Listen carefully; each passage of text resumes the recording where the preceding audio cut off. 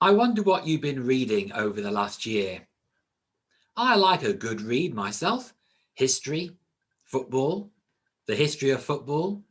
And during the last 12 months, I've been reading guidebooks. This sounds a bit sad, doesn't it? And maybe it is. But what makes these so fascinating is that they're so old. Here's one I read earlier, A Guide to London, 1928 edition. Some of you may have already heard a quote from this at a previous service. What makes this book so amusing to the 21st century reader is that not only does it tell you about all the places you do want to go to, it talks about the ones you really don't want to go to as well, such as, and I quote, the sordid district of Whitechapel, the rather unalluring Bethnal Green Road, which is best travelled on by motor omnibus, and an area where there are bareheaded people in various states of frivolity.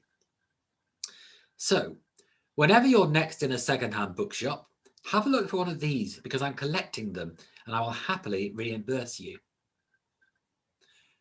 When I'm not reading, I like to be walking, which I've also been enjoying over the last 12 months.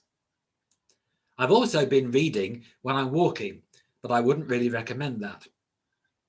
Of course, we've sought to walk within the guidelines, he hastens to add, but it's been good. It never occurred to me just to go out for a walk until the government told me I could a year ago. On a recent walk, we were out near a lake and saw what looked like good reeds. They looked healthy and strong.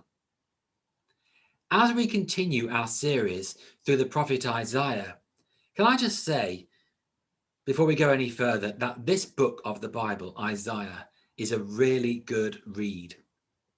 There's a lot of very famous passages in here, and although it's not always very easy, I'd really recommend it.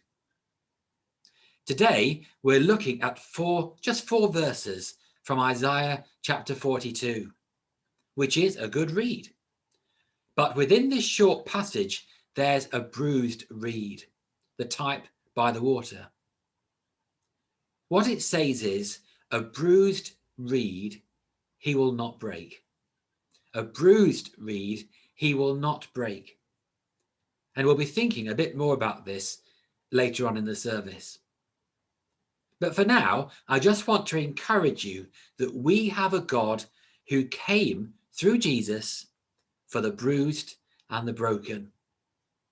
If that's you, or if that's someone you know, take heart from this. He will not break you further, but build you and strengthen you. He loves you. So whether your read is on the page or the screen or by the water, let's remember these words from his word, the best read of all.